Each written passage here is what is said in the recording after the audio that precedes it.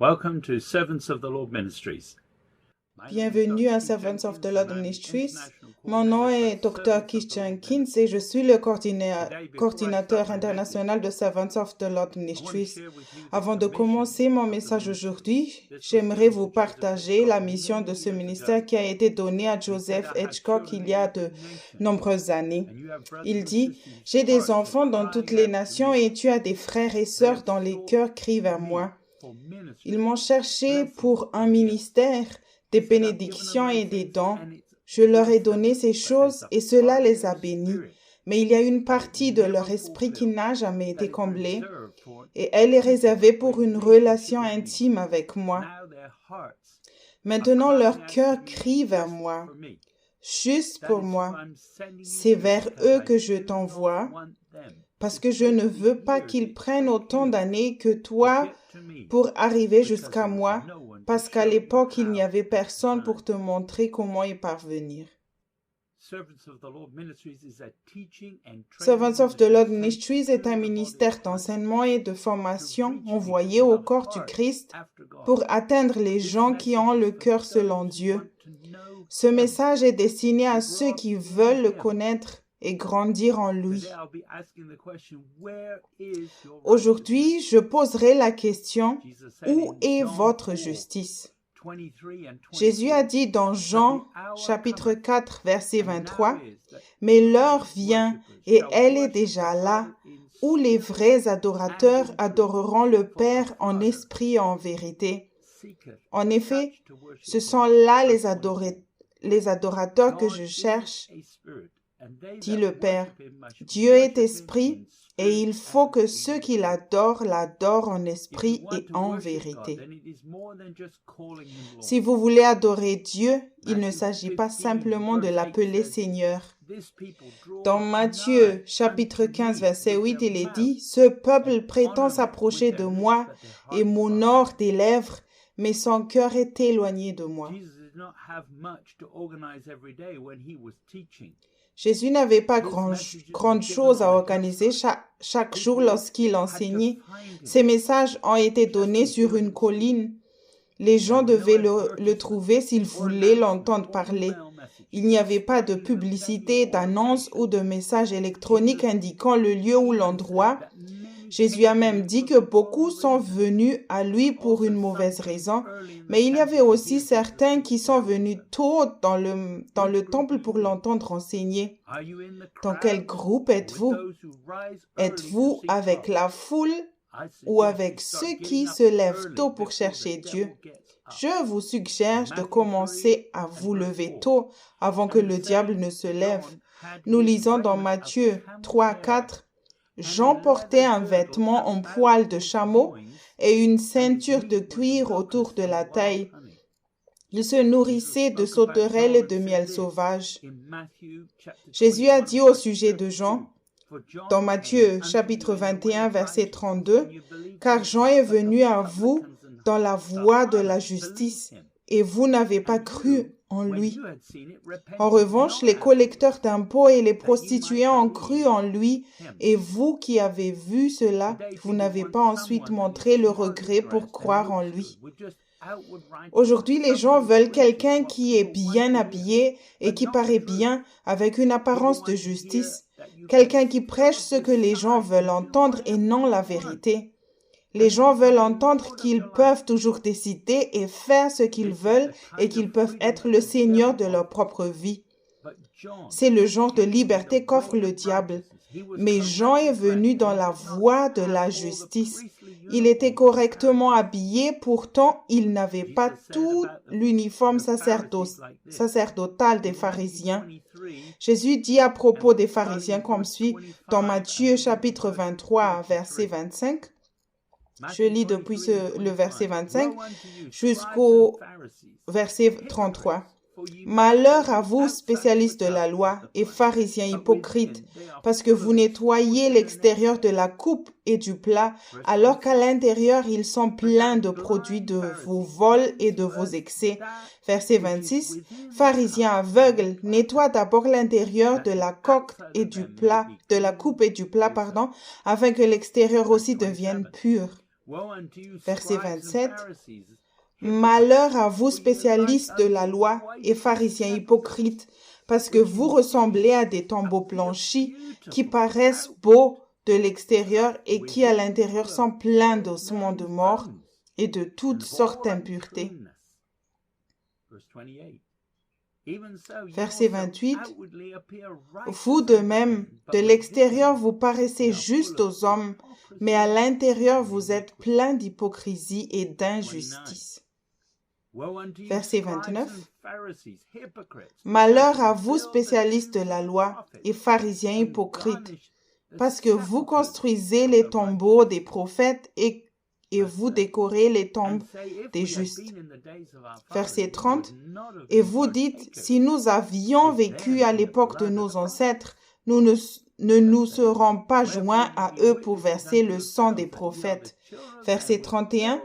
Vous témoignez ainsi contre vous-même que vous êtes les descendants de ceux qui ont tué les prophètes. Verset 32. Portez donc à son comble la mesure de vos ancêtres. Verset 33. Serpent, race de vipères, comment échapperez-vous au jugement de l'enfer? Il y a beaucoup de choses qui ne font pas partie du chemin étroit, qui ont été arrêtées dans des églises partout par le Seigneur à travers cette pandémie actuelle. Je crois que le jugement a déjà commencé dans la maison du Seigneur. Pour ceux qui ont faim et qui cherchent, ce ne sera pas un problème parce qu'ils ne veulent pas de religion. Ils recherchent une relation avec un Dieu vivant. Ne retournez pas à l'église si elle fonctionne toujours comme avant. Si l'église ne ressemble qu'à la religion, vous risquerez la damnation éternelle. Jésus a dit dans Matthieu 5, verset 20, « En effet, je vous le dis, si votre justice ne dépasse pas celle des spécialistes de la loi et des pharisiens, vous n'entrerez pas dans le royaume des cieux. »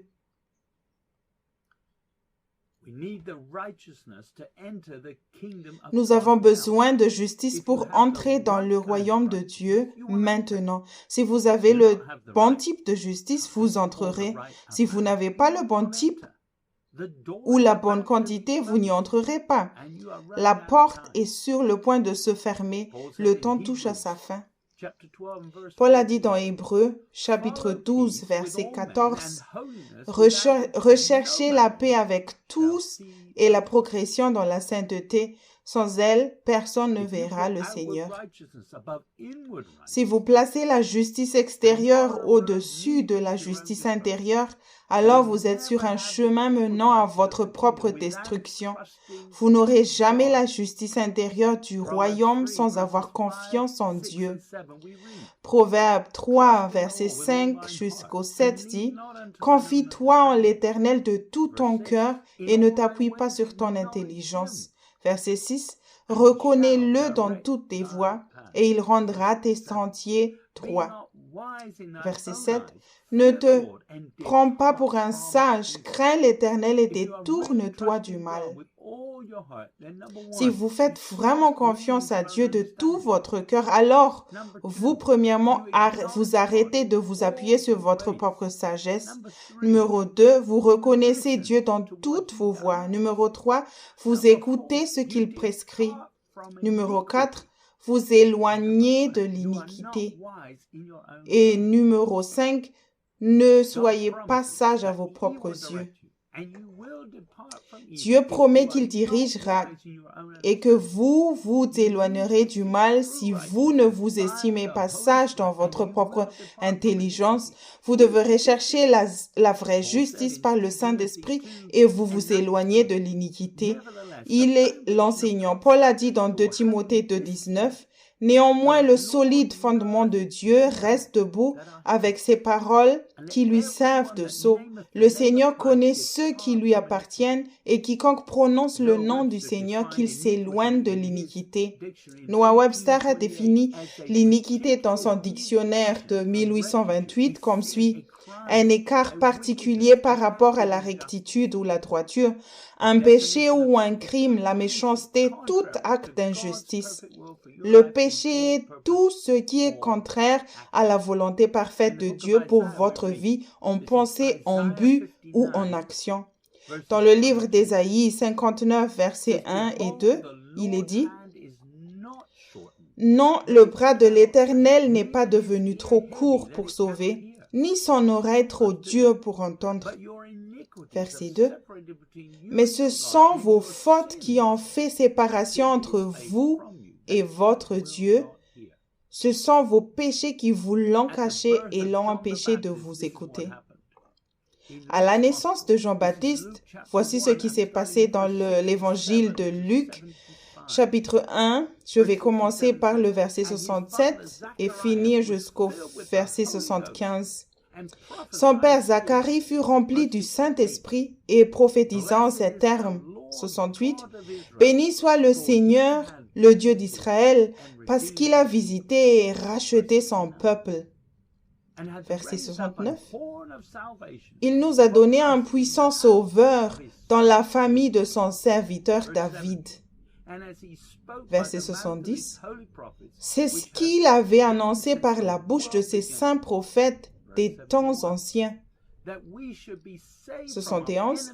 Un sauveur qui nous délivre de nos ennemis et de la domination de tous ceux qui nous détestent. 72. Ainsi, il manifeste sa bonté envers nos ancêtres et se souvient de sa sainte alliance. 73. Conformément au serment qu'il avait fait à Abraham, notre ancêtre. 74. Il avait juré qu'après nous avoir délivrés de nos ennemis, il nous accorderait de le servir sans crainte. Verset 75. En marchant devant lui dans la sainteté et dans la justice tous les jours de notre vie. Noah Webster, en 1828, a défini la justice comme suit. Numéro 1. La pureté du cœur et droiture de la vie, conformité du cœur et de la vie à la loi divine.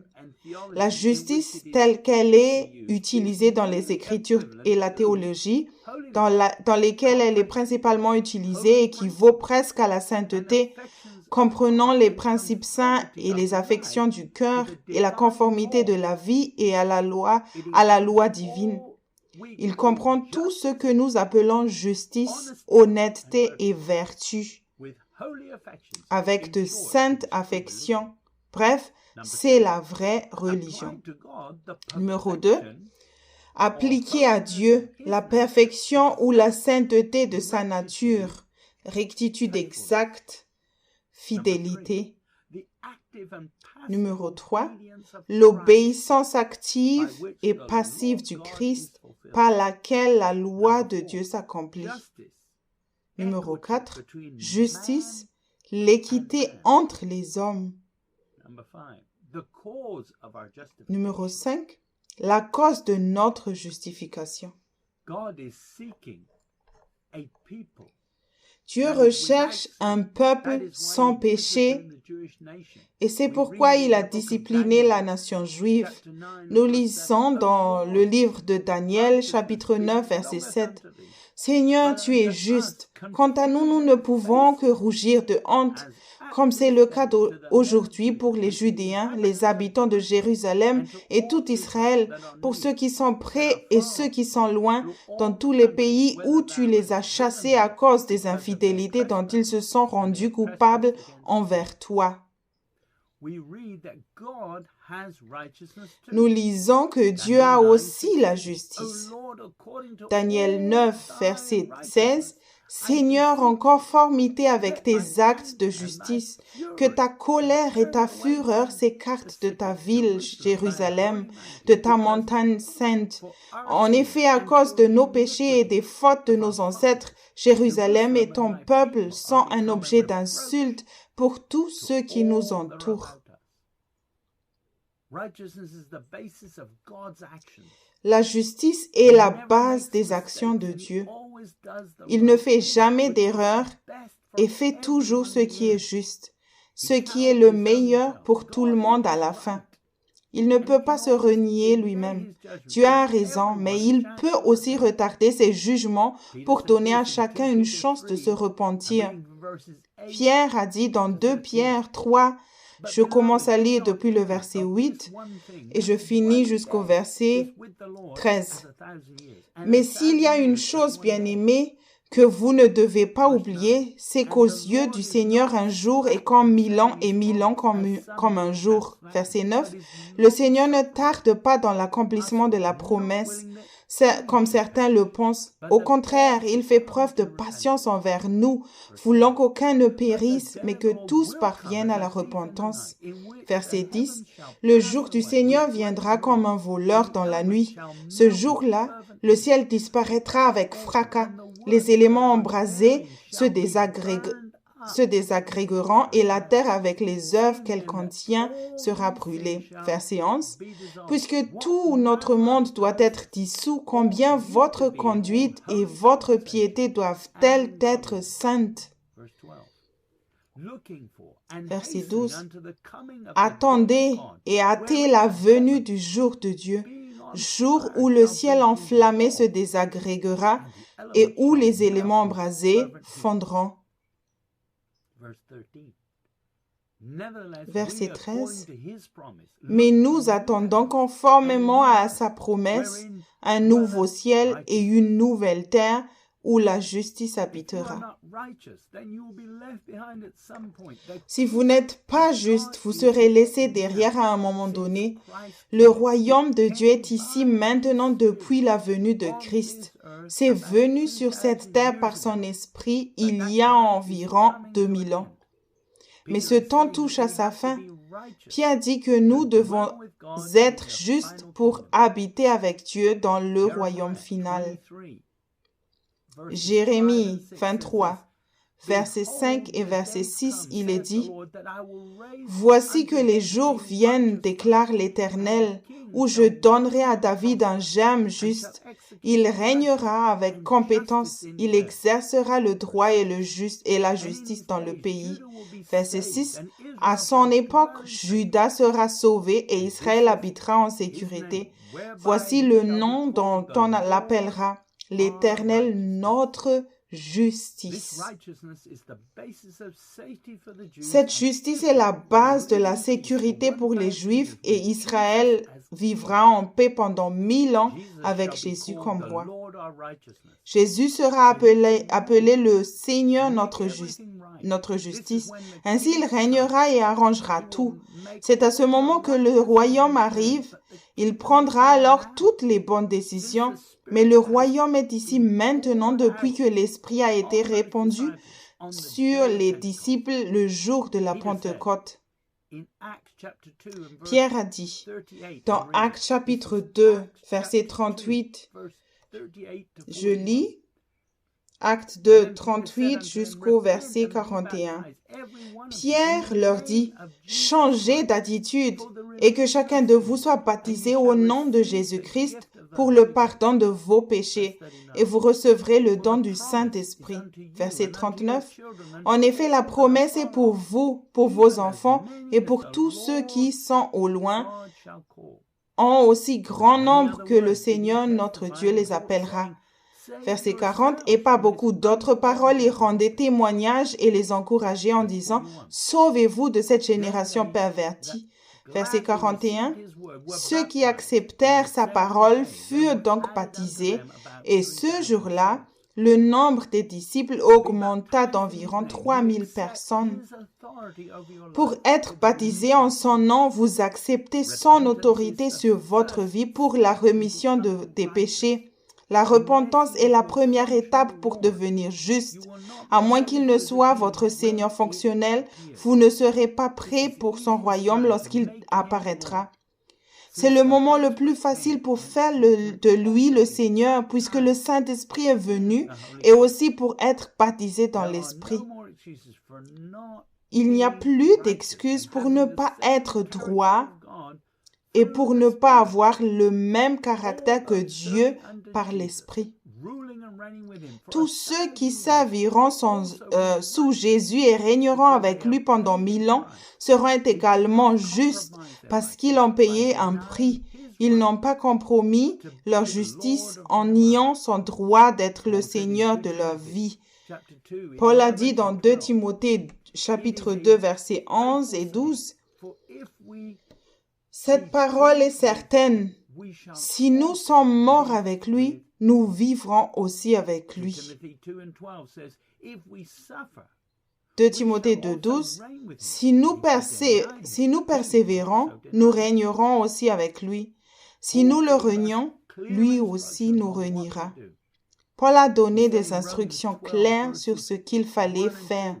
Il a dit dans Romains 12, verset 1, « Je vous encourage donc, frères et sœurs, par les compassions de Dieu, à offrir votre corps comme un sacrifice vivant, saint, agréable à Dieu.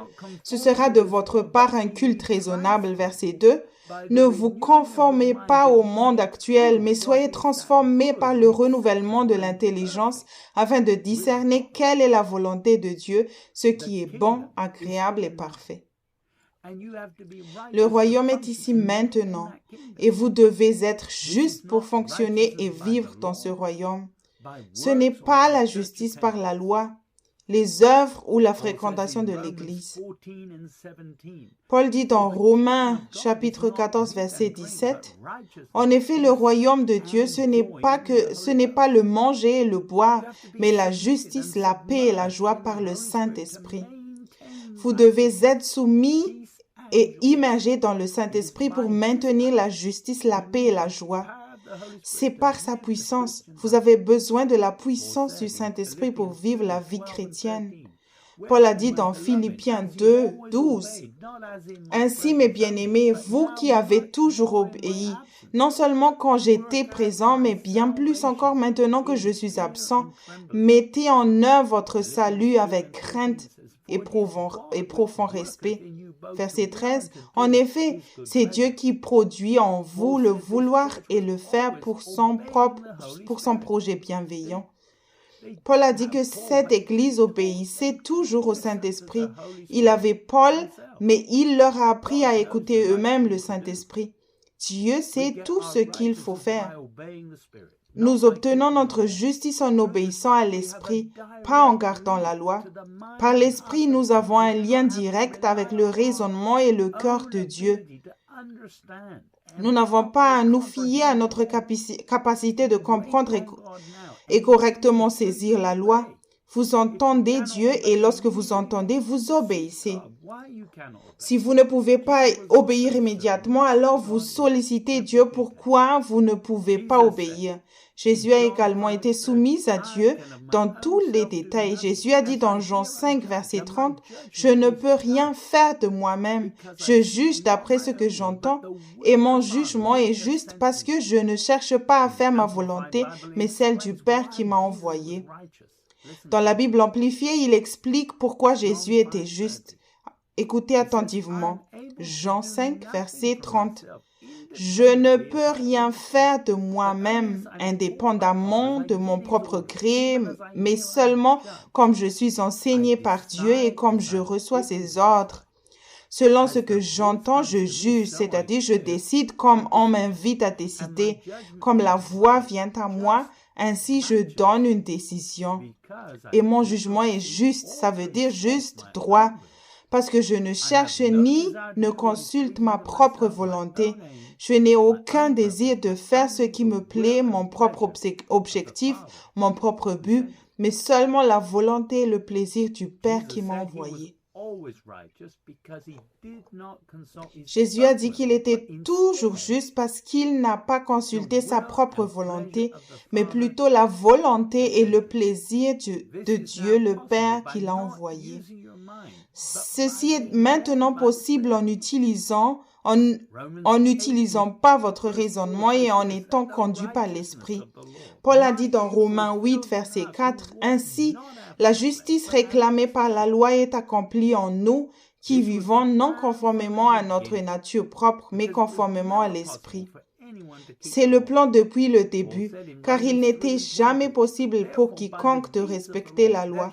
Paul a dit dans Romains 3, verset 20, « En effet, personne ne sera considéré comme juste devant lui sur la base des œuvres de la loi, puisque c'est par l'intermédiaire de la loi que vient la connaissance du péché.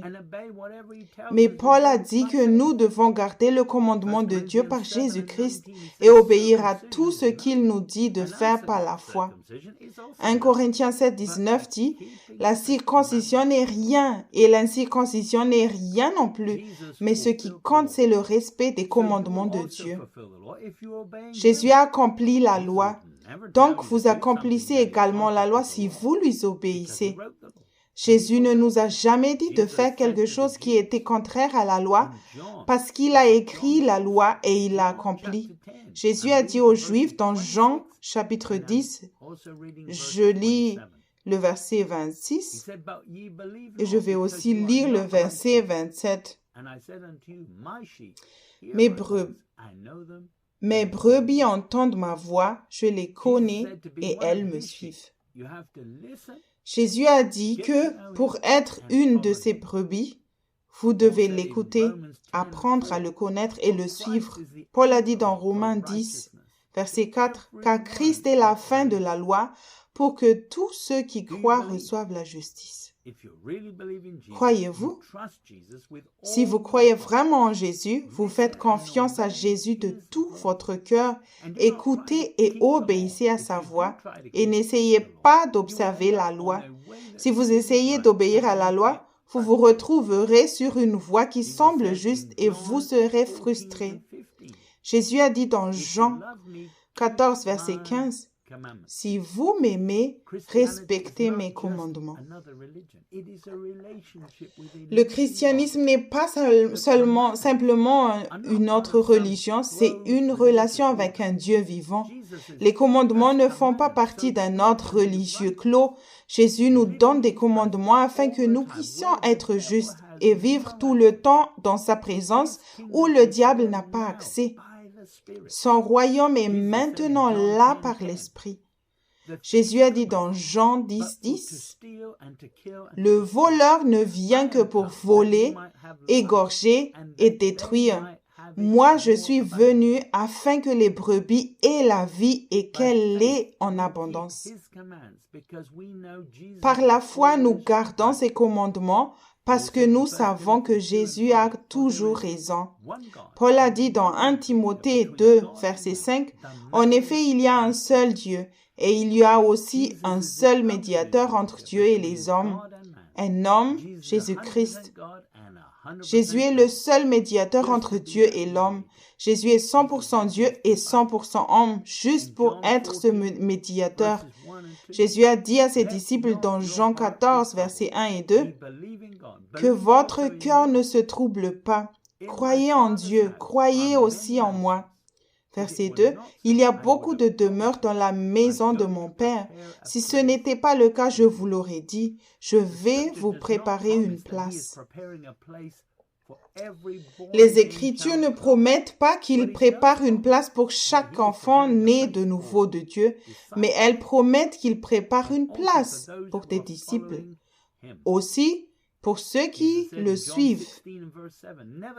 Jésus a dit dans Jean 16, verset 7, « Cependant, je vous dis la vérité, il vaut mieux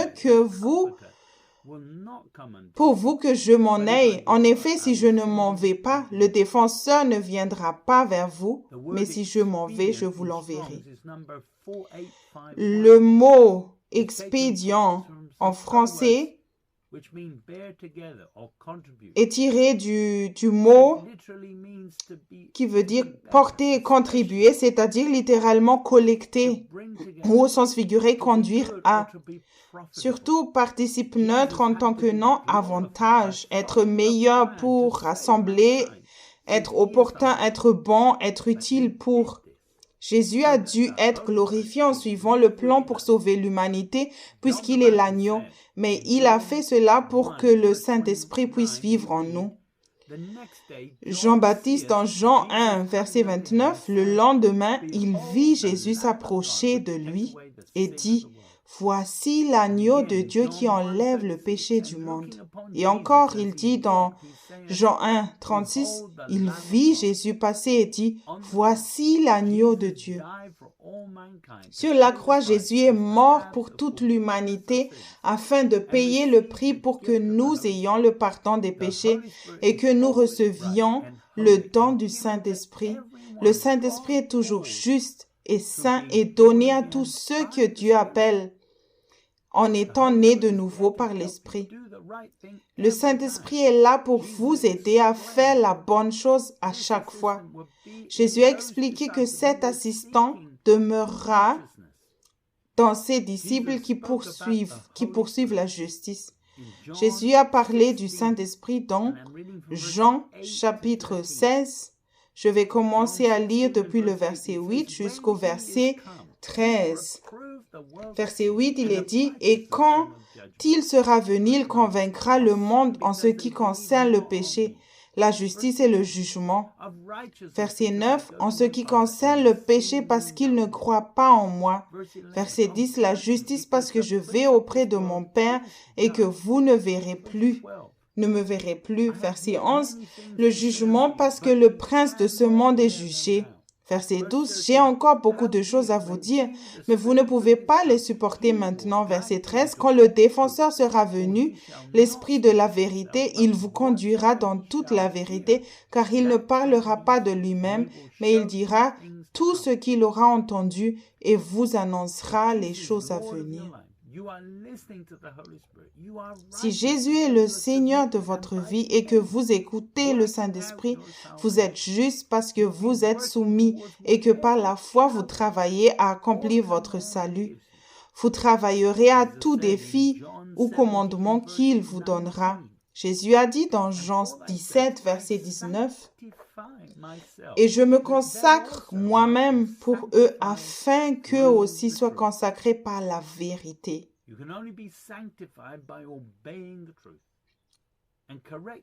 Vous ne pouvez être sanctifié qu'en obéissant à la vérité et en corrigeant les choses que Dieu dirige dans la conviction du Saint-Esprit. Paul a dit dans Galates, chapitre 3, verset 1 jusqu'au verset 3. Il dit, « Galates sans intelligence, qui vous a fasciné pour que vous n'obéissez plus à la vérité, vous aux yeux de qui Jésus-Christ a été décrit comme crucifié. » Verset 2. « Voici seulement ce que je veux apprendre de vous. Est-ce en pratiquant les œuvres de la loi que vous avez reçu l'Esprit ou en écoutant l'Évangile avec foi? » Verset 3. « Manquez-vous à ce point de bon sens? Après avoir commencé par l'Esprit, vous voulez-vous maintenant finir par vos propres forces? » Écouter l'Esprit de vérité signifie ne pas essayer de faire la bonne chose avec votre raisonnement. Paul a dit dans Romains 8:8, « Or, ceux qui sont animés par leur nature propre ne peuvent pas plaire à Dieu. Ce n'est qu'en marchant dans l'Esprit. » Paul a dit dans 1 Thessaloniciens 4:1, « Maintenant donc, frères et sœurs, vous avez appris de nous comment vous devez vous conduire et plaire à Dieu, et c'est ce que vous faites. De même, nous vous le demandons et nous vous y encourageons dans le Seigneur Jésus. Progressez encore. Vous avez maintenant le don de la vie éternelle pour entrer dans la présence de Dieu, écouter l'Esprit et apprendre à entendre sa voix. Sinon, vous périrez. Jésus a dit dans Jean 10, verset 28, « Je leur donne la vie éternelle, elles ne périront jamais et personne ne pourra les arracher à ma main. » En utilisant votre propre raisonnement, vous finirez par pécher à nouveau et deviendrez injuste par le péché et périrez. Ne vous trompez pas, le sang de Jésus peut supprimer le péché, mais il ne peut pas vous empêcher de pécher. Jean a expliqué que dans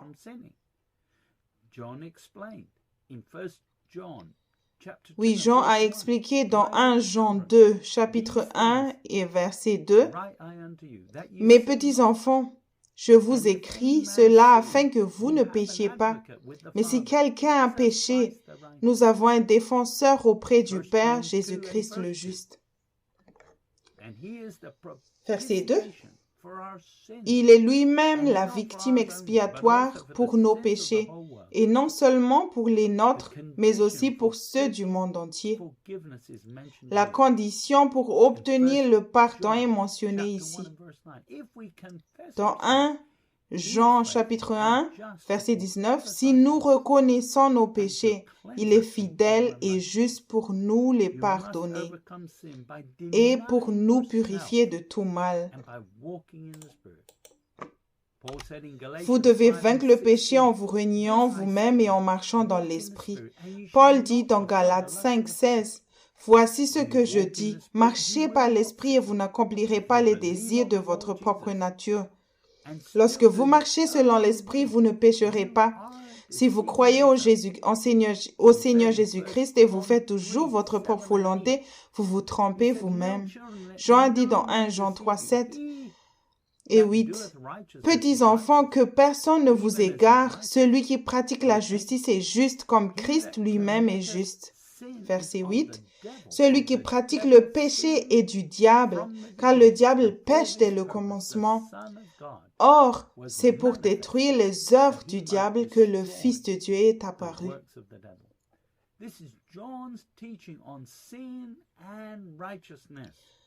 Tel est l'enseignement de Jean sur le péché et la justice. Si vous péchez toujours, vous travaillez pour le diable. Jésus est venu pour nous libérer. Il a dit dans Jean chapitre 8, verset 32, « Vous connaîtrez la vérité et la vérité vous rendra libre. » Nous avons tous été pris au piège à un moment donné. Paul a dit dans Éphésiens 2, 2, que vous pratiquiez autrefois conformément à la façon de vivre de ce monde, conformément au prince de la puissance de l'air, de l'esprit qui est actuellement à l'œuvre parmi les hommes rebelles. Vous ne pouvez pas blâmer le diable pour votre péché. Jacques a dit dans Jacques 1, chapitre 14 jusqu'au verset 18, il dit, « Mais chacun est tenté quand il est attiré et entraîné par ses propres désirs. » Verset 15. « Puis le désir, lorsqu'il est encouragé, donne naissance au péché, et le péché parvenu à son plein développement a pour fruit la mort. » Verset 16. « Ne vous y trompez pas, mes frères et sœurs bien-aimés.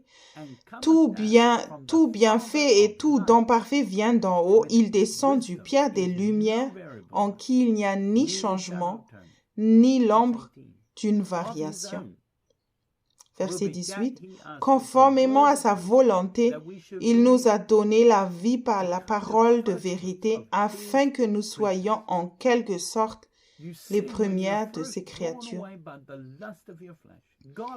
Vous péchez lorsque vous êtes d'abord attiré par la convoitise de votre chair ou le désir de votre nature propre. Dieu fournit ce dont vous avez besoin chaque jour et le Saint-Esprit vous apportera la parole de vérité pour que vous vous repentiez chaque jour. C'est un mystère, mais le plan depuis le début était que Dieu fasse tout par son esprit. Zacharie 4, 6, alors il a repris et m'a dit, « Voici la parole que l'Éternel adresse à Zorobabel. Ce n'est ni par la puissance ni par la force, mais c'est par mon esprit, dit l'Éternel, le Maître de l'univers. » Quand Jésus est venu, il a accompli la loi. Jésus a dit dans Matthieu chapitre 5, verset 17, « Ne croyez pas que je suis venu pour abolir la loi ou les prophètes. Je suis venu non pour abolir, mais pour accomplir. » Jésus a expliqué à ses disciples qu'il partait et qu'il allait chez le Père. Mais dès lors, le Saint-Esprit allait être celui qui allait constituer la base de ce qui est bien et ce qui est mal. Jacques continue et dit dans Jacques, chapitre 1, verset 25, « Mais celui qui a plongé les regards dans la loi parfaite, la loi de la liberté, et qui a persévéré, celui qui n'a pas oublié ce qu'il a entendu, mais qui se met au travail, celui-là sera heureux dans son activité. » La loi parfaite de la liberté selon Jacques ne consiste qu'en 2 règles. Numéro 1, tout ce que le Saint-Esprit vous dit de faire, faites-le. Numéro 2, tout ce que le Saint-Esprit vous dit de ne pas faire, ne le faites pas. Ces règles sont faciles à retenir. Les commandements viennent par l'Esprit. Vous ne devez pas oublier ce qu'il dit. Il est préférable de prendre note. Sinon, vous pourriez oublier ce qu'il vous montre sur l'état de votre cœur. Paul a dit dans Éphésiens chapitre 4, verset 24, « Et à vous revêtir de l'homme nouveau, créé selon Dieu dans la justice et la sainteté que produit la vérité. » Si vous cédez toujours à la chair, vous ne vous êtes pas revêtus de nouvel homme. Paul a dit dans Romains 6, verset 18, « Et une fois libérés du péché, vous êtes devenus esclaves de la justice. Par la grâce, vous avez fait l'expérience de la liberté du péché et avez trouvé que vous pouviez réellement obéir à Dieu par l'Esprit après le salut. C'était une dégustation, mais il y a plus si vous tuez la chair. » Paul utilise une utilisation naturelle parce que les Romains utilisaient leur raisonnement. Dans Romains 6, 19, il dit « Je parle à la manière des hommes à cause de votre faiblesse naturelle, de même que vous avez mis vos membres comme esclaves au service de l'impureté et de l'injustice pour arriver à plus d'injustice. De même maintenant, mettez vos membres comme esclaves au service de la justice pour progresser dans la sainteté. » La justice n'est pas quelque chose que vous obtenez en ne faisant rien. Vous devez céder aux émotions de Dieu dans l'homme nouveau. Si vous avez cédé à la chair en écoutant les émotions de la chair, pourquoi ne pouvez-vous pas les céder à l'esprit et à ses émotions par l'esprit? Si vous cédez aux émotions de l'esprit, vous serez juste. C'est simplement un changement de direction. Dans Strong, le mot yield ou rendement est tiré du numéro 3936, veut dire se tenir à côté, c'est-à-dire exposer, proposer, spécifiquement recommander, établir, être à portée de main ou prêt, aider, assister, amener avant, commander, féliciter, donner actuellement, présenter, prouver, fournir, montrer, se tenir avant, par, ici, avec, céder. Et le mot justice dans Strong vient du mot équité, spécifiquement la justification chrétienne ou justice. Le fruit de cette justice est la sainteté. Vous ne pouvez pas avoir la sainteté sans la justice. Si vous n'êtes pas saint, vous vous trompez vous-même. Dans Strong, le mot sainteté est le numéro 38 et qui veut dire purification, c'est-à-dire pureté, concrètement un purificateur, sainteté, sanctification.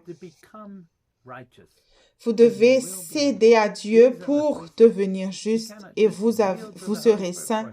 Ce sont 3 étapes. Vous ne pouvez pas simplement céder au Saint-Esprit pendant une courte période et ensuite retourner à la chair. Si vous le faites, vous recommencerez à pécher. Pierre a dit dans 1 Pierre 2, verset 9, « Vous, au contraire, vous êtes un peuple choisi, des prêtres royaux, une nation sainte, un peuple racheté afin de proclamer les louanges de celui qui vous a appelé des ténèbres à sa merveilleuse lumière. »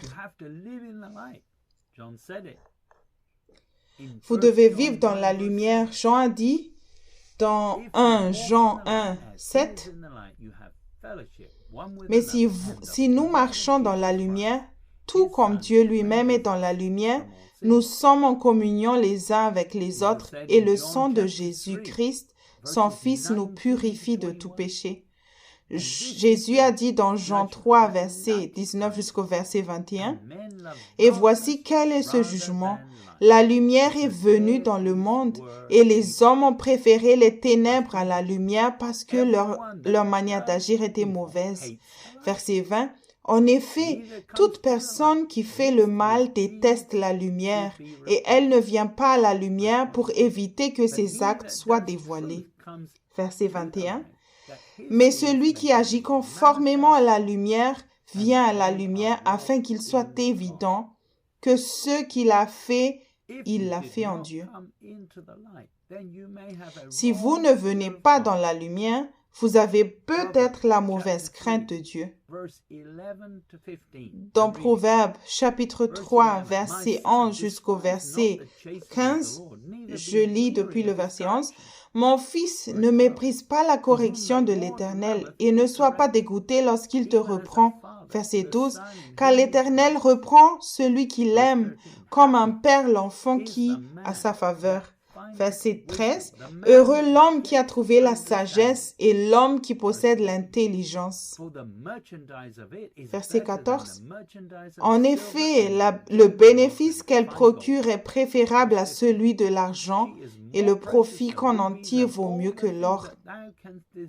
Verset 15. Elle est plus précieuse que les perles, elle a plus de valeur que tout ce que tu pourrais désirer. Paul a aussi enseigné dans Hébreux 12, verset 5. Je vais lire depuis le verset 5 jusqu'au verset 11. Et vous avez oublié l'encouragement qui vous est adressé comme à des fils. Mon fils, ne méprise pas la correction du Seigneur et ne perds pas courage lorsqu'il te reprend. Verset 6. En effet, le Seigneur corrige celui qu'il aime et il punit tout ce qu'il reconnaît comme ses fils. Verset 7. Supportez la correction, c'est comme des fils que Dieu vous traite. Quel est le fils qu'un père ne corrige pas? Verset 8. Mais si vous êtes dispensés de la correction à laquelle tous s'emparent, c'est donc que vous êtes des enfants illégitimes et non des fils. Verset 9. D'ailleurs, puisque nos pères terrestres nous ont corrigés et que nous les avons respectés, ne devons-nous pas d'autant plus nous soumettre à notre Père céleste pour avoir la vie?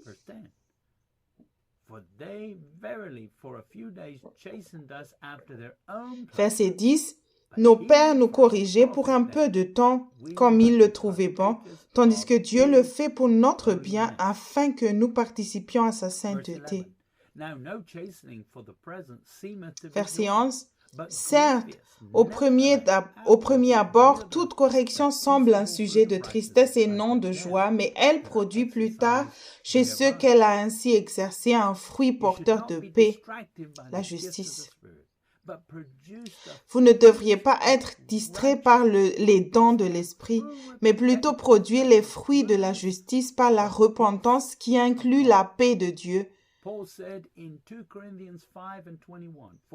Paul a dit dans 2 Corinthiens, chapitre 5, verset 21, « En effet, celui qui n'a pas connu le péché, il l'a fait devenir péché pour nous, afin que qu'en lui, nous devenions justice de Dieu. » 2 Corinthiens 5, 21 est une écriture qui peut être « Cela dépend de nous, nous devons entrer en Christ et y demeurer pour être sanctifiés. Le Christ a payé le prix de notre entrée.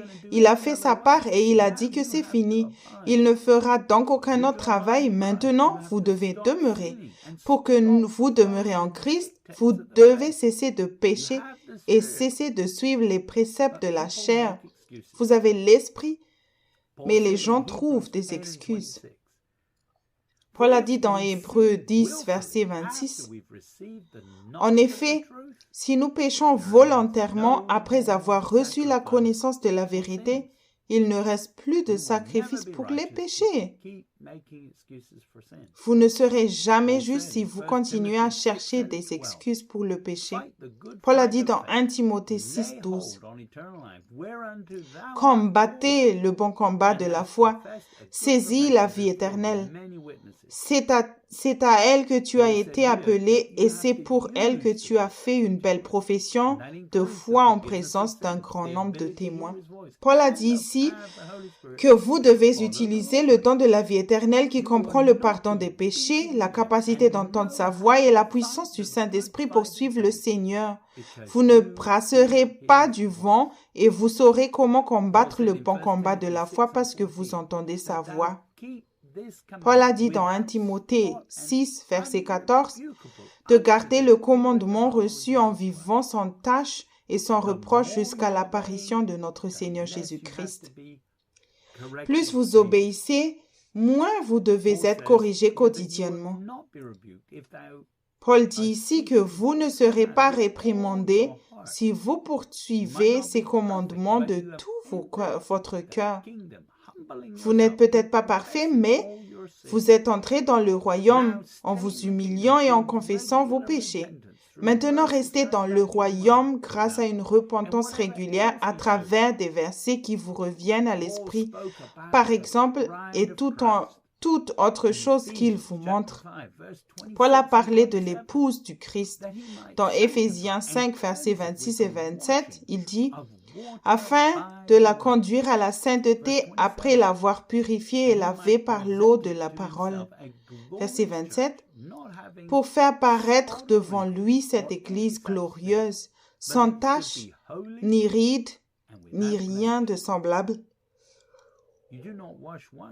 mais sainte et irréprochable. Vous ne vous lavez pas une fois, vous vous lavez tous les jours si vous voulez être propre. Vous ne pouvez pas devenir l'épouse en étant simplement né de nouveau sans être sanctifié. Paul a dit dans Hébreux 4, verset 12, « En effet, la parole de Dieu est vivante et efficace, plus tranchante que toute épée à deux tranchants, pénétrante jusqu'à séparer âme et esprit, jointure et moelle. Elle juge les sentiments et les pensées du cœur. » Beaucoup d'églises ne veulent pas de correction et de repentance. Vous devez apprendre de nombreuses leçons dans la vie. Les gens aiment manger, boire, fraterniser, chanter et simplement adorer à la place. Jésus a dit dans Luc 13, verset 24 jusqu'au verset 27, « Efforcez-vous d'entrer par la porte étroite. En effet, je vous le dis, beaucoup chercheront à entrer et ne le pourront pas. » Verset 25, « Quand le maître de la maison ne sera levé et aura fermé la porte, vous qui êtes dehors, vous commencerez à frapper à la porte en disant, « Seigneur, Seigneur, ouvre-nous. » Il vous répondra, « Je ne sais pas d'où vous êtes. » Verset 26, « Alors vous vous mettrez à dire, « Nous avons mangé et bu devant toi, et tu as enseigné dans nos rues. » Verset 27, il répondra, « Je vous le dis, je ne sais pas d'où vous êtes. Éloignez-vous de moi, vous tous qui commettez l'injustice. » Le sage cherchera à se repentir du péché. Certaines églises veulent simplement apprendre à fonctionner dans les dons de l'esprit. Mais maintenant, il est temps d'apprendre de marcher sur le chemin étroit, la soumission à l'esprit, et à apprendre la correction et la repentance. Paul a dit dans 1 Corinthiens 4, verset 15, « En effet, même si vous aviez 10 000 maîtres en Christ, vous n'avez cependant pas plusieurs pères, puisque c'est moi qui vous ai donné la vie en Jésus-Christ par l'Évangile. Vous ne serez jamais juste si vous n'êtes pas prêt à faire de lui le Seigneur pour le bien de l'Évangile. Il n'y a pas de bonne nouvelle si vous êtes toujours le maître de votre vie. » Jésus a dit dans Marc 8, 35, « En effet, celui qui voudra sauver sa vie la perdra, mais celui qui la perdra à cause de moi et de la bonne nouvelle la sauvera. » Paul lui-même a dit dans Philippiens 3, 8, « Et je considère même tout comme une perte à cause du bien suprême jusqu'à la connaissance de Dieu, de Jésus-Christ mon Seigneur. À cause de lui, je me suis laissé dépouiller de tout ce que je considère, cela comme des ordures afin de gagner Christ. » Verset 9, « Et d'être trouvé en lui non avec ma justice, celle qui vient de la loi, mais avec celle qui s'obtient par la foi en Christ, la justice qui vient de Dieu et qui est fondée sur la foi. » Si vous vous accrochez toujours à quelque chose dans ce monde, vous faites obstacle au processus de votre sanctification. Paul a réalisé qu'il devait être en lui à l'avènement de Jésus-Christ. L'Église ne veut pas entendre cela, mais beaucoup seront laissés derrière même s'ils sont nés de nouveau. Si vous voulez gouverner et régner avec Christ, vous devez être en règle avec Dieu quand il apparaîtra ou quand vous mourrez, peu importe lequel vient en premier. Paul a dit dans 2 Corinthiens 13, versets 5 et 6, il dit, « Examinez-vous vous-même pour savoir si vous êtes dans la foi. Mettez-vous vous-même à l'épreuve. Ne reconnaissez-vous pas que Jésus-Christ est en vous? à moins peut-être que vous ne soyez disqualifiés. Chapitre 6. Mais j'espère bien que vous reconnaîtrez que nous ne sommes pas disqualifiés. Le mot reprouvé ou disqualifié dans Strong veut dire désapprouvé, c'est-à-dire rejeté, sans valeur, naufragé, rejeté, reprouvé. Réprouvé. Paul disait qu'il n'était pas un reprouvé ou disqualifié, même si à l'époque il traversait de nombreuses épreuves. Il a aussi dit dans 1 Corinthiens 9, verset 27, « Au contraire, je traite durement mon corps et je le discipline, de peur d'être moi-même disqualifié après avoir prêché aux autres. » L'espoir de Paul était basé sur le fait d'être prêt en tout temps. Paul a dit dans Colossiens 1, verset 27, « En effet, Dieu a voulu leur faire connaître la glorieuse richesse de ce ministère parmi les non-juifs, c'est-à-dire Christ en vous, l'espérance de la gloire. » Le Christ est l'espérance de la gloire. C'est le Christ qui vit à l'intérieur de vous parce que vous êtes toujours purs. Ceci n'est pas basé sur une prière pour le pardon correctement formulée. Vous devez être trouvé en lui à la fin pour avoir l'espoir de régner avec Christ. Le royaume est là en ce moment même, donc la gloire à être révélée est basée sur le fait que Christ a établi son royaume dans votre cœur maintenant.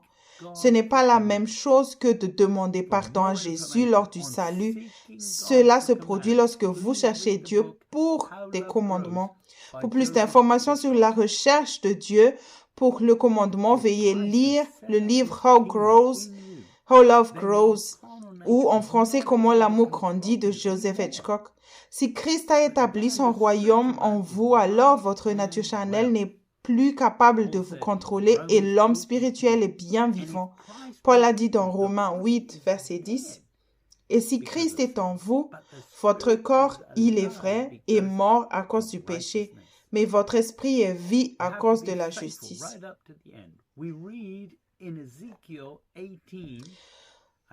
Il faut être fidèle jusqu'à la fin. Nous lisons dans Ézéchiel 18, verset 20, jusqu'au verset 28. C'est Ézéchiel chapitre 18, verset 20. « Celui qui pêche, c'est celui qui mourra. Le fils ne supportera pas les conséquences de la faute commise par son père, et le père ne supportera pas les conséquences de la faute commise par son fils. Le juste sera préservé à cause de sa justice, et le méchant sera condamné à cause de sa méchanceté. » Verset 21. « Si le méchant renonce à tous les péchés qu'il a commis, s'il respecte toutes mes prescriptions et applique le droit et la justice, il vivra, il ne mourra pas. » Verset 22. « Toutes les transgressions qu'il a commises seront oubliées. Il vivra grâce à la justice qu'il a pratiquée. » Verset 23. Est-ce que je prends plaisir à voir le méchant mourir, déclare le Seigneur, l'Éternel? N'est-ce pas plutôt à le voir changer de conduite et vivre? Verset 24. Si le juste renonce à sa justice et se met à commettre l'injustice, s'il imite toutes les pratiques abominables du méchant, vivra-t-il? Tous ses actes de justice seront oubliés parce qu'il s'est livré à l'infidélité et au péché. À cause de cela, il mourra.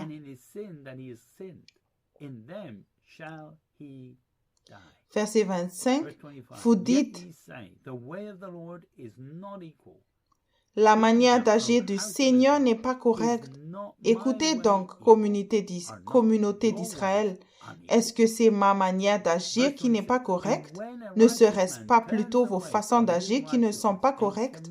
Verset 26, si le juste renonce à sa justice, s'il se met à commettre l'injustice et meurt pour cela, c'est à cause de ses actes d'injustice qu'il mourra. Verset 27. Et encore, si le méchant renonce à ses actes de méchanceté, s'il se met à appliquer le droit et la justice, il sera sauvé, il sauvera sa vie. Verset 28. S'il ouvre les yeux et renonce à toutes les transgressions qu'il a commises, il vivra, il ne mourra pas. Peu importe le nombre de bonnes actions que vous avez faites dans le passé, votre justice du passé ne vous sauvera pas non plus. Souvenez-vous, Jésus a dit dans Matthieu 7, verset 22 et verset 23, « Beaucoup me diront ce jour-là, « Seigneur, Seigneur, n'avons-nous pas prophétisé en ton nom? N'avons-nous pas chassé des démons en ton nom? N'avons-nous pas fait beaucoup de miracles en ton nom? » Verset 23. Alors je leur dirai ouvertement, « Je ne vous ai jamais connu. Éloignez-vous de moi, vous qui commettez le mal. » Paul a également dit dans 2 Thessaloniciens 2, 13, « Quant à nous, frères et sœurs bien-aimés du Seigneur, nous devons constamment dire à Dieu toute notre connaissance à votre sujet, parce que Dieu vous a choisi dès le commencement pour le salut par la sainteté que procure l'Esprit et par la foi en la vérité. » La seule façon de ne pas être un reprouvé est de se soumettre à la vérité, de demeurer en lui et de continuer à se repentir. Ensuite, Christ vient en vous et établir son royaume. Vous devez aimer la vérité si vous voulez être prêt pour son apparition et être dans le royaume maintenant. Rappelez-vous que Jésus est la vérité. Donc, si vous évitez la conviction, vous évitez Jésus. Paul a dit dans 2 Thessaloniciens 2, 10, « Et avec toutes les séductions de l'injustice pour ceux qui périssent, parce qu'ils n'ont pas accueilli l'amour de la vérité pour être sauvés. » Être amoureux de la vérité et se repentir régulièrement est un signe que vous êtes prêt.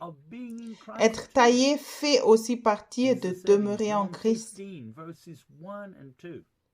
Jésus a dit dans Jean 15, versets 1 et 2, il dit, « C'est moi qui suis le vrai cep, et mon Père est le vigneron. » Verset 2, « Tout sarment qui est en moi et qui ne porte pas de fruits, il l'enlève, et tout sarment qui porte de fruits, il le taille, afin qu'il porte encore plus de fruits. » Si vous demeurez vraiment en Christ, votre vie change. Si vous résistez à la vérité, à la conviction et à la correction quotidienne, vous n'êtes pas sanctifié et vous ne serez jamais saint. Donc, sans le Saint-Esprit et la parole, vous ne pouvez pas être sanctifié. Mais Dieu ne fait pas de différence entre les personnes. Paul écrit dans Romains 1, verset 16 jusqu'au verset 18, « En effet, je n'ai pas honte de l'évangile de Christ. C'est la puissance de Dieu pour le salut de tout homme qui croit, du juif d'abord, mais aussi du non-juif. » Verset 17, « En effet, c'est l'évangile qui révèle la justice de Dieu par la foi et pour la foi, comme cela est écrit, le juste vivra par la foi. » Verset 18, « La colère de Dieu se révèle du ciel contre toute impiété et toute injustice des hommes qui par leur injustice tiennent la vérité prisonnière. » Votre attitude envers la vérité et la conviction déterminent votre droiture, votre justice. La bonne nouvelle que Paul prêchait exigeait une dépendance ferme en Dieu et un abandon total. Ce sont les bonnes nouvelles. Romains 1, 16 dans la Bible amplifiée définit l'évangile comme ceci. C'est la puissance de Dieu qui œuvre pour le salut, pour la délivrance de la mort éternelle, à quiconque croit avec une confiance personnelle, un abandon confiant à une dépendance ferme. Ce n'est pas simplement faire une prière religieuse, mais un style de vie. Romains 1, 18 dans la Bible amplifiée dit « Car la colère et l'indignation sainte de Dieu sont révélées du ciel contre toute impiété et toute injustice des hommes qui, dans leur méchanceté, répriment et entravent la vérité et la rendent inopérante. »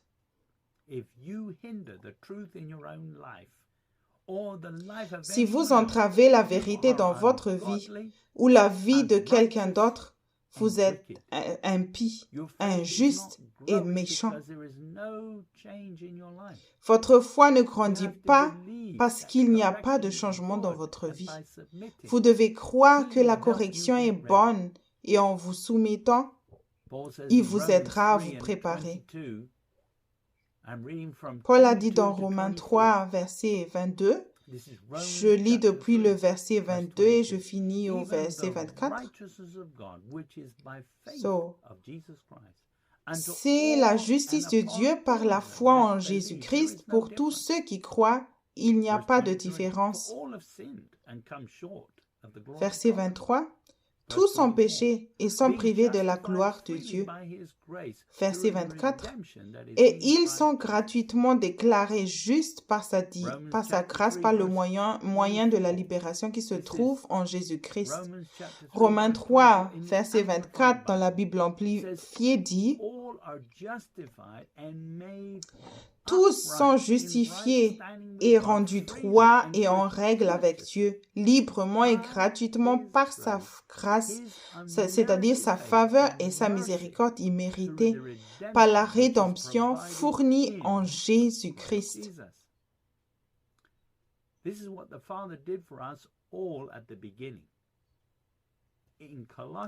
C'est ce que le Père a fait pour nous tous au début. Paul a dit dans Colossiens 1, 12, « Et vous exprimez votre connaissance au Père qui nous a rendus capables de prendre part à l'héritage des saints dans la lumière. »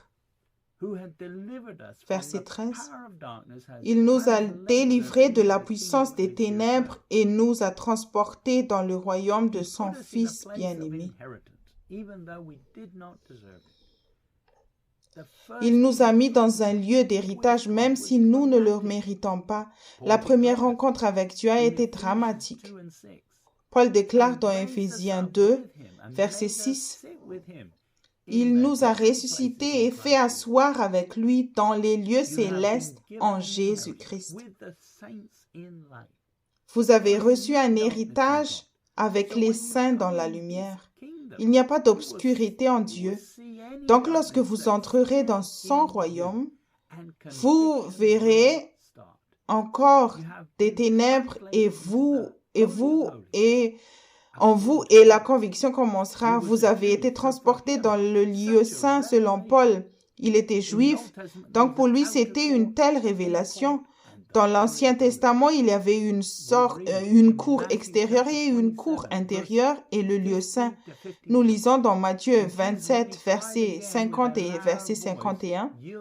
Jésus poussa de nouveau un grand cri et rendit l'esprit. Verset 51. Et voici que le voile du temple se déchira en deux depuis le haut jusqu'en bas. La terre trembla, les rochers se fondirent. Quand Jésus a dit que c'était fini, le rideau qui était devant le lieu saint s'était déchiré depuis le haut jusqu'en bas. Dans l'Ancien Testament, seul le grand prêtre pouvait entrer dans le lieu saint une fois par an. Maintenant, Dieu a fait un moyen pour nous tous pour être changés et pour contourner tout cela. Au salut, vous êtes arrivés dans le lieu saint et avez fait l'expérience de la présence de Dieu par la grâce. Paul a également dit dans Colossiens 1,14 « En qui nous sommes rachetés, pardonnés de nos péchés ». C'est une meilleure alliance parce que nous pouvons aussi être pardonnés, parce que notre première rencontre par sa grâce, si vous êtes sortis de sa présence à ce moment-là, vous pouvez y retourner en confessant votre péché. Paul a dit dans 2 Corinthiens 5, verset 17, « Si quelqu'un est en Christ, il est une nouvelle créature. Les choses anciennes sont passées, voici toutes choses sont devenues nouvelles. » Il y a eu un changement au début lorsque vous avez confessé votre péché pour la première fois et que vous avez cru en sa capacité de vous sauver. Ensuite, par la grâce, vous vous êtes retrouvés également dans le corps de Christ et vous resterez en lui si vous endurez la correction et si vous permettez au Saint-Esprit de continuer à vous corriger et si vous vous repentez. Se sentir triste à cause du péché alors que vous vous repentez, c'est bien. Jésus a dit que c'était une bénédiction dans Matthieu 5, 4. Heureux ceux qui pleurent car ils seront consolés. Cependant, si vous vous sentez condamné, c'est un signe que vous n'êtes pas en Christ et que vous en êtes sortis. Paul a dit dans Romains 8, 1, il n'y a donc maintenant aucune condamnation pour ceux qui sont en Jésus-Christ, qui ne vivent pas conformément à leur nature propre, mais conformément à l'Esprit. Si vous n'êtes pas en Christ, alors le diable vous a trompé à chercher la justice en dehors de Christ ou à offrir une justice extérieure à la place. Proverbe 14, verset 12 dit « Celui qui méprise son prochain commet un péché, mais celui qui a pitié des plus humbles connaît le bonheur. » Nous devons donc continuer à chercher par l'Esprit. Jésus a dit dans Matthieu 5, verset 6, « Heureux ceux qui ont faim et soif de la justice, car ils seront rassasiés. » Ceci est une promesse que vous serez remplis de justice. C'est par l'Esprit. Chercher sa volonté parfaite fait partie de votre justice. Jésus a dit dans Matthieu 6, 33, « Recherchez d'abord le royaume et la justice de Dieu, et tout cela vous sera donné en plus. »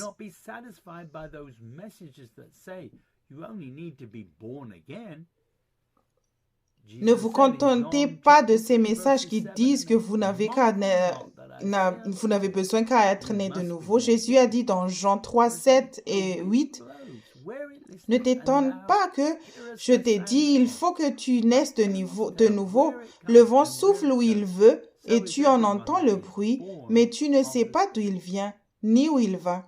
C'est aussi le cas de toute personne qui est née de l'Esprit. » La foi sans faire sa volonté parfaite signifie que votre foi ne fonctionne pas. Jésus a fait sa part et maintenant cela signifie que vous devez faire quelque chose. Vous ne pouvez pas supposer que parce que vous avez été transféré des ténèbres à la lumière, vous gouvernerez et régnerez avec Christ. Marcher dans l'Esprit implique d'obéir à l'Esprit du Christ qui est en vous. Obéir à l'Esprit est le seul moyen de demeurer et de produire du fruit. Le véritable évangile est de suivre Jésus et de devenir disciple de Christ. Luc 9, 23 dit, « Puis il dit à tous, si quelqu'un veut être mon disciple, qu'il renonce à lui-même, qu'il se charge chaque jour de sa croix et qu'il me suive. » Si vous êtes vraiment conduit par l'Esprit, vous produirez le bon type de fruits en abondance, pas vos propres contrefaçons charnelles. Paul a dit dans Galates 5, verset 22 et verset 23, « Mais le fruit de l'Esprit, c'est l'amour, la joie, la paix, la patience, la bonté, la bienveillance, la foi, la douceur, la maîtrise de soi. » Verset 23, « Contre de telles attitudes, il n'y a pas de loi. » Paul a également dit dans Éphésiens 5, 9, « Le fruit de l'Esprit consiste en effet dans toute forme de bonté, de justice et de vérité. » Nous continuons à changer par les précieuses promesses de Dieu, non par les œuvres. C'est pourquoi Paul a dit dans 2 Corinthiens 1, verset 20, « En effet, pour toutes les promesses de Dieu, c'est en lui que se trouve le oui, et c'est donc aussi par lui que nous disons Amen à Dieu pour sa gloire. » Ne faites aucune excuse. Pierre a dit à quoi servaient ces promesses. Dans 2 Pierre chapitre 1, verset 3, il dit « Sa divine puissance nous a donné tout ce qui est nécessaire à la vie et à la piété en nous faisant connaître celui qui nous a appelés par sa propre gloire et par sa force. » 2 Pierre 1, verset 4 dit « Celui-ci nous assure les plus grandes et les plus précieuses promesses. Ainsi, grâce à elles, vous pouvez finir la corruption qui existe dans le monde par la convoitise et devenir participant de la nature divine. » Si vous dites que vous faites confiance aux précieuses promesses, arrêtez de chercher des excuses pour le péché. Vous devez compromettre votre justice pour pécher. Jésus a dit dans Matthieu 6, 21, en effet, là où est ton trésor, là aussi sera ton cœur. Vous faites simplement des compromis pour obtenir quelque chose que vous voulez avoir dans ce monde. Dieu a promis aux Juifs que le péché cessera. Cela se produira pendant 1000 ans lorsque Jésus établira son règne sur la terre. Nous lisons dans Daniel 9, 24. Ce sont 70 semaines qui ont été fixées pour ton peuple et pour ta ville sainte pour faire cesser la révolte et mettre un terme au péché, pour expier la faute et amener la justice éternelle, pour marquer d'un sceau la vision et le prophète et pour consacrer par onction le lieu très saint. Vous n'avez pas à attendre ce jour-là, car il peut maintenant être Seigneur de votre propre vie. Par l'Esprit, lorsque vous entrerez en Christ, vous serez mis à l'épreuve et corrigé. Sa lumière brillera. Vous n'êtes pas obligé de sortir de Christ, mais si vous avez la tristesse selon Dieu maintenant et la vraie repentance, alors vous aurez le fruit paisible de la justice lorsque vous aurez été exercé par la parole. Vous devez faire face à la chair. C'est la seule façon de vous empêcher de tourner en rond. Paul a dit dans Galates 5, verset 17, « En effet, la nature humaine a des désirs contraires à ceux de l'esprit, et l'esprit a des désirs contraires à ceux de la nature humaine. Ils sont opposés entre eux, de sorte que vous ne pouvez pas faire ce que vous voudriez. » Si vous avez une confiance en la chair basée sur ce que vous comprenez avec votre pensée, vous finirez par vous tromper. N'utilisez pas de discernement naturel pour prendre des décisions. Si vous êtes charnel, vous ne pouvez pas changer. Le péché reviendra et vous ne serez pas libéré du péché. Si vous êtes spirituel, vous pouvez changer. La vraie repentance, c'est quand vous tuez cette vieille nature et la gardez morte. C'est le premier fruit de faire de lui le Seigneur de tout et d'abandonner votre seigneurie. Paul a dit dans Galates 5, 24, « Ceux qui appartiennent à Christ ont crucifié leur nature propre avec ses passions et ses désirs. » Dieu veut que nous soyons tous prêts pour l'apparition du Seigneur Jésus. Dieu dit qu'il n'a aucun plaisir à la mort des méchants. Lorsque vous voyez de mauvais fruits, c'est le signe que vous avez cédé à la chair. Repentez-vous et il y aura la grâce afin que vous puissiez céder à l'esprit et continuer à écouter Dieu. Seuls ceux qui sont conduits par l'esprit ne pécheront plus jamais. Croyez-vous en la vie sans péché? Pourquoi pas? Est-ce parce que vous avez écouté plus les excuses de la chair que Dieu? Vous avez maintenant plus de doutes que de foi. Ne pensez pas que faire de bonnes œuvres peut remplacer faire la volonté parfaite et vous renier quotidiennement. Dans le passé, vous vous êtes repenti à plusieurs reprises, mais vous avez fini par faire du bien et vous étiez finalement frustré lorsque la grâce s'est épuisée. Ce n'est pas la bonne personne qui sera sauvée, mais celle qui peut discerner la volonté parfaite de Dieu par l'Esprit et obéir. Décider de simplement faire de Jésus votre Seigneur, c'est comme choisir ce que vous aimez sur un menu dans un restaurant. Vous ne pouvez pas avoir une partie et exclure la partie la plus importante et l'appeler simplement Seigneur. Le salut vient en acceptant son autorité sur votre vie, lui faisant confiance de vous ressusciter au dernier jour. Ce n'est quand il est le Seigneur de votre vie qu'il pourra vous sauver. Si vous êtes le Seigneur de votre propre vie, vous essayez d'être sauvé par les œuvres et personne n'est sauvé par les œuvres. Si vous voulez entendre, connaître et suivre Jésus, alors je vous recommande ce livre, « Mes brebis entendent ma voix » de Joseph Hitchcock. Si vous voulez comprendre comment vous pouvez fonctionner spirituellement sans utiliser votre cerveau et grandir, alors je peux vous conseiller ce livre « Réveillez-vous », Le temps touche à sa fin, volume 1, Grandir spirituellement de Joseph Hitchcock. Vous devez je vous recommande aussi ce livre, Réveillez-vous, le temps touche à sa fin, volume 2, Grandir spirituellement de Joseph Hitchcock. Vous devez vous assurer de prendre et de rester sur le chemin étroit. Le chemin large qui mène à la destruction a l'air bien. Il est affiché, le ciel est par ici et de nombreuses personnes de bonnes intentions qui fréquentent l'église se trouvent sur cette route. Et je crois que ce livre vous aidera, de Guilty Prison ou La prison dorée de Joseph Hitchcock. L'édition révisée, maintenant disponible en anglais. Il est possible d'avoir la même justice que celle de Dieu. Comprenez-vous l'époque dans laquelle nous vivons maintenant? Nous vivons la meilleure époque pour vivre.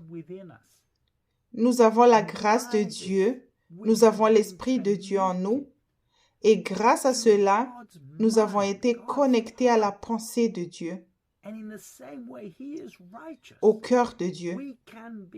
Et de la même manière qu'il est juste, nous pouvons être aussi justes. Tout cela est possible. C'est prévu depuis le début. Ne vous fiez pas à la loi. La loi prouve seulement que vous ne pouvez pas la respecter. Mais si vous écoutez l'Esprit, vous plairez vraiment à Dieu. Vous devez rechercher la justice quotidiennement. N'écoutez pas les gens qui disent « Je suis juste, je suis dans le Christ ». Écoutez les paroles de Jésus. Cherchez d'abord le royaume de Dieu et sa justice. Si c'est votre prière maintenant, si vous voulez vivre une vie dédiée à la recherche de sa justice, alors laissez-moi prier avec vous. Je crois que vous avez choisi le chemin étroit. Laissez-moi prier avec vous. Père Céleste, je te remercie pour ceux qui viennent d'entendre ce message, ceux dont tu as touché le cœur. Ils ont été trempés, ils ont cru à des paroles fausses et à des paroles vaines émanant d'une fausse justice chrétienne, des paroles chrétiennes de stupidité qui ne sont pas en accord avec l'Écriture.